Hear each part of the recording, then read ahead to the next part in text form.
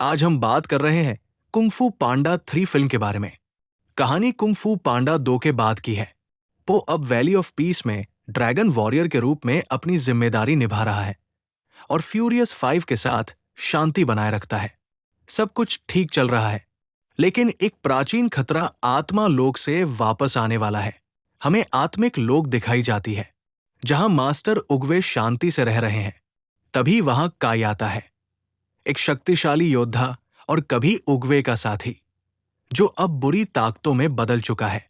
काई पहले उग्वे के साथ लड़ाई लड़ा करता था, लेकिन जीवन ऊर्जा को पाने की लालच में उसने दूसरों की जीवन ऊर्जा चुराना शुरू कर दिया। काई आत्मा लोक में उग्वे को हरा देता है और उसकी जीवन ऊर्जा ले लेता है। अब वो नश्वर लोक में लौटने की ताकत पा लेता है, ताकि सारे कुंगफू मास्टर्स को हराकर उनकी जीवन ऊर्जा चुरा सके।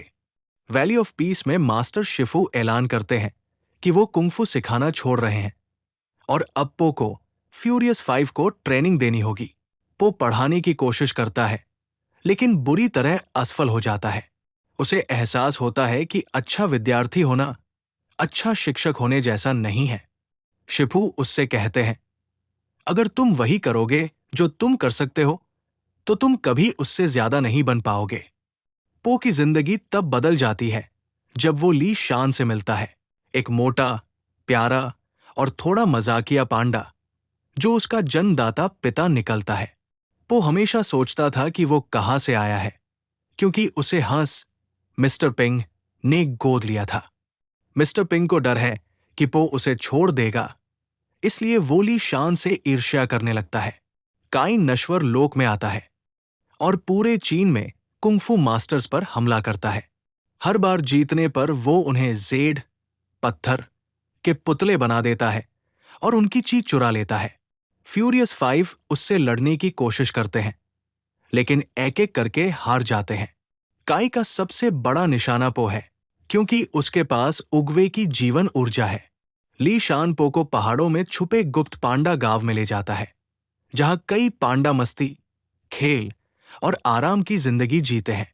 ली बताता है कि पांडा का जीवन ऊर्जा से खास रिश्ता है। पांडा लोग पो को पांडा जैसा जीना सिखाते हैं, ढेर सारा खाना, लुढ़कना और आराम करना, ताकि वो अपने जीवन ऊर्जा से जुड़ सके। इसी बीच मिस्टर पिंग भी गांव में पहुंच जाता है, पांडा बनकर छुप छुप कर। खबर मिलती है कि काई गांव की ओर बढ़ रहा है। पो को लगता है कि वो तैयार नहीं है, उसे जीवन ऊर्जा का इस्तेमाल करना ही नहीं आता। वो दुखी होकर मानता है कि उसे पता ही नहीं कि वो कौन है, शिक्षक, विद्यार्थी, योद्धा या सिर्फ पांडा।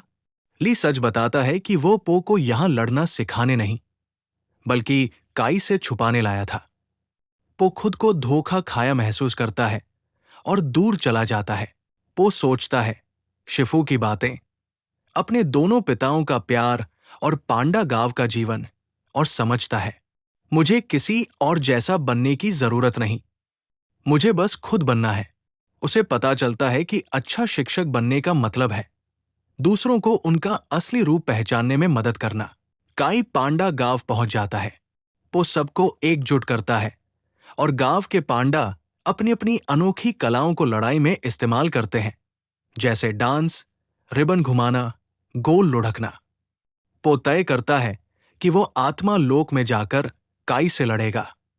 वो खुद पर वूशी फिंगर होल्ड इस्तेमाल करता है और काई को साथ लेकर आत्मा लोक चला जाता है।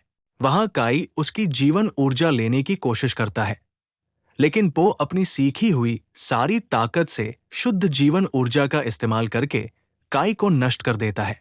पो वापस जीवित लोक में लौट आता है, अब पूरी तरह अपनी जीवन ऊर्जा से जुड़ा हुआ। वो अब सिर्फ ड्रैगन वॉरियर नहीं, बल्कि एक सच्चा मास्टर बन चुका है। ली शान और मिस्टर पिंग अब मिलकर पो के पिता बन जाते हैं। पांडा गांव और वैली ऑफ पीस एक हो जाते हैं और पो इंसानों व पांडा दोनों को कुंगफू सिखाने लगता है। अगर आपको ये वीडियो पसंद आया तो लाइक करें और वीडियो को शेयर करें। अगर आप ऐसे ही और वीडियो देखना चाहते हैं तो सब्सक्राइब करें और घंटी का बटन दबाएं।